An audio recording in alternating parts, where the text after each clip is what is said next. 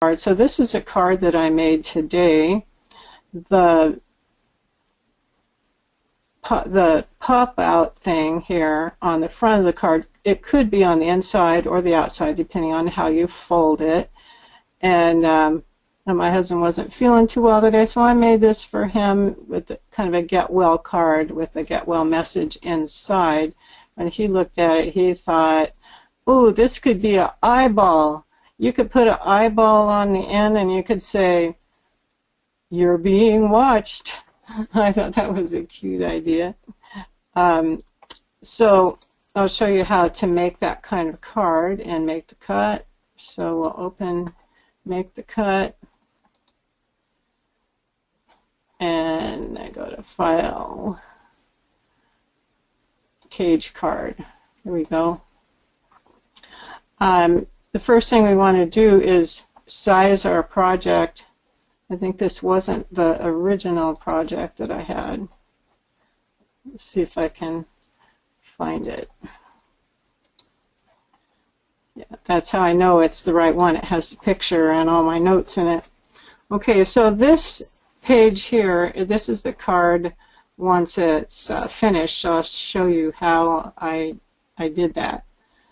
So I'm going to click on New Page here, and I'm going to make it an A2 size card. So I click on Import Basic Shape and double click on this square to get my card. I use an A2 size card a whole lot, and so I actually put one in my basic shapes, but for the benefit of those who don't have the A2 card in your shapes, you can create one. The width on this is 8.5 by 5.5. Oh, I need to make the green icon and then press enter. If I have the gold, it wants to keep the proportions. It wants to keep it a square. So I can keep everything lined up, but I can center it here if I want. I also want another square, Control Shift and drag, but this one I want to be the actual size of the front so that I can, and it's 4.25 inches wide, so that I can determine where the center is to put the circle. So if I select both of these and I type R, it lines them up to the right, and if I type T, it lines them up to the top, and little X marks the center of where it's going to be, but I can also center my circle to this piece. So I'm going to just click away and click this piece and send it to its own layer by clicking the smaller of the two green plus icons. And when I don't need that, I can just kind of hide it. When I need it for centering, it's there. So the next thing I need is a circle. I'm going to click on Basic Shapes again and type CI to find my circle. And it doesn't have to be a circle. It could be an oval. It could be any shape that you want. The process is the same. It helps if it's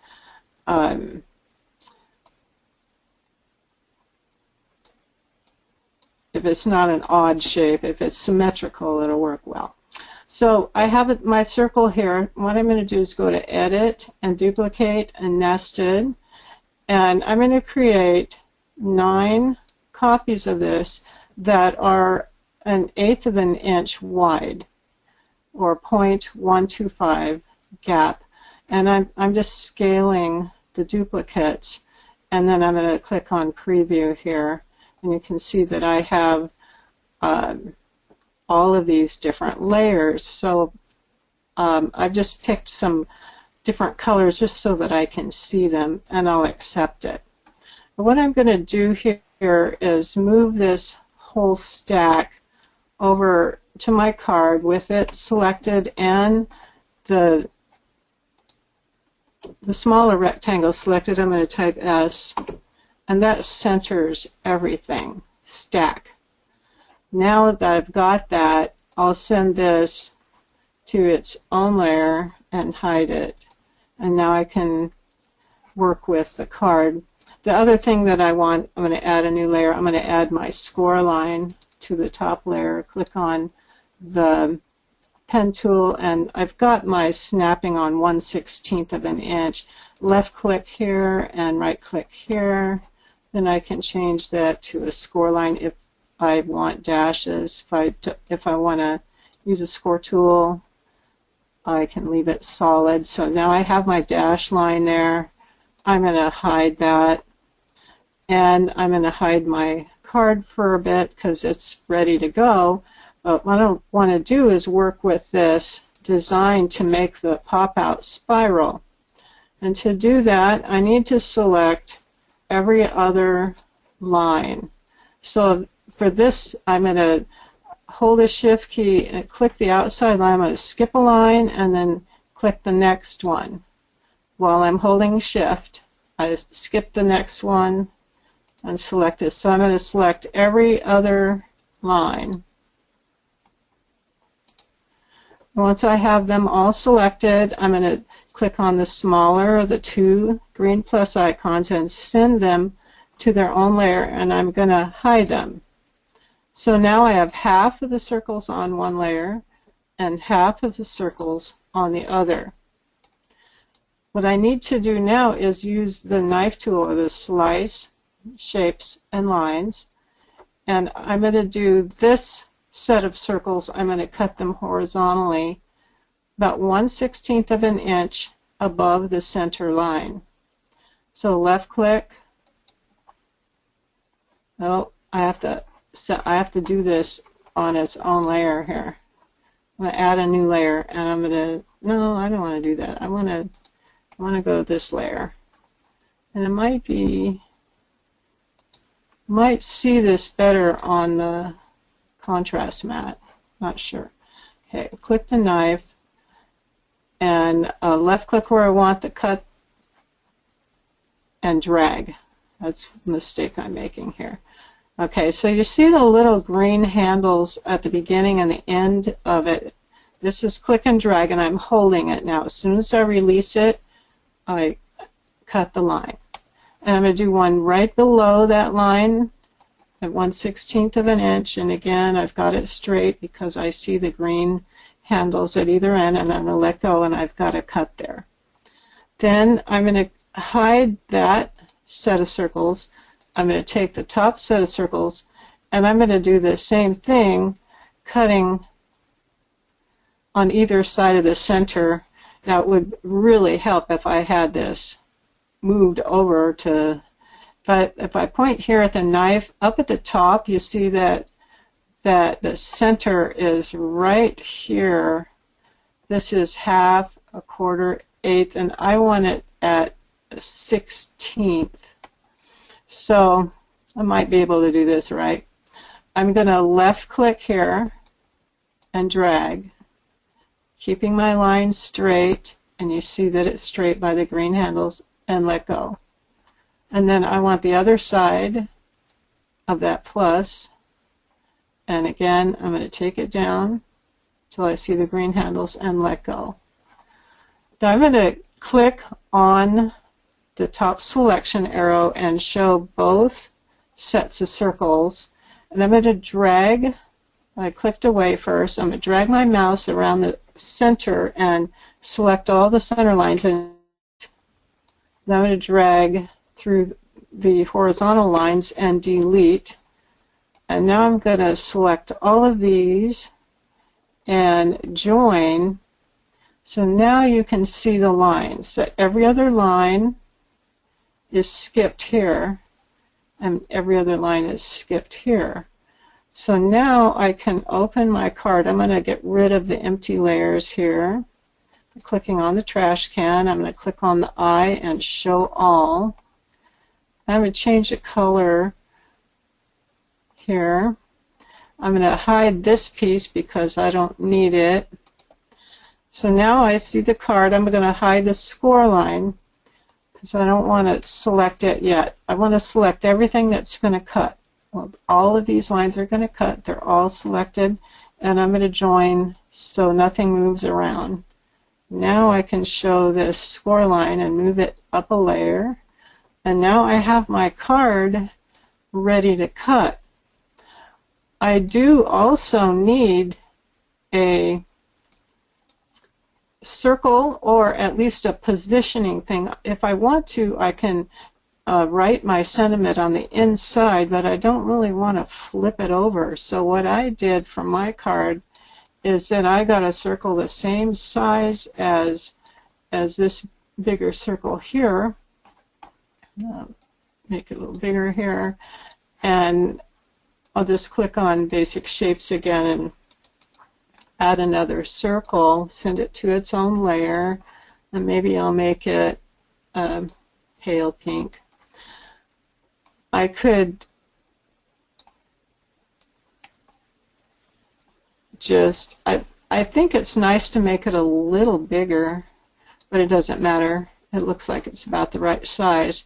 And then I can put my sentiment and size the sentiment so that this glues on the inside of the card directly underneath the spiral cuts, so that you get, let's see, where's my picture here, so that you can see the sentiment through the lifted up spiral. The ribbon here, I added these little holes in there. If you want to, you can add those. Those are 1/8 inch circles, so that I could put the ribbon on there. Then the person, the recipient, can pull the ribbon up to see the sentiment. You might have to write the words pull and with an arrow if you want it to be obvious. It stacks pretty nicely going into the envelope, but it's not as obvious that you need to pull on the ribbon.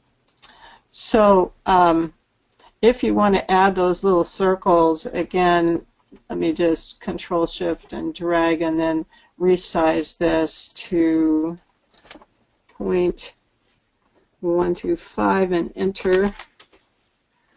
So I have this little circle here, and Control Shift and drag. And then those also could be joined. I don't want to join the score line though, because if you join the score line to cut lines, it changes everything to score lines. So now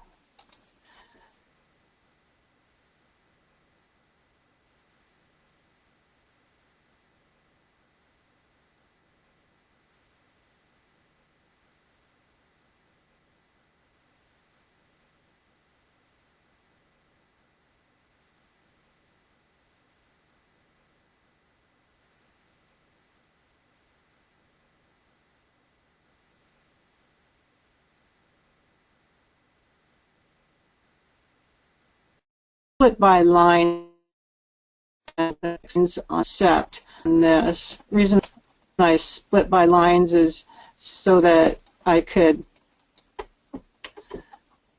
adjust the position and the spacing between the lines. I really like this feature of Make the Cut, that you can hold the Control key and drag up on the arrow, and the lines will all move together by the same spacing. And likewise, you can take it to the right. The letters move together, making them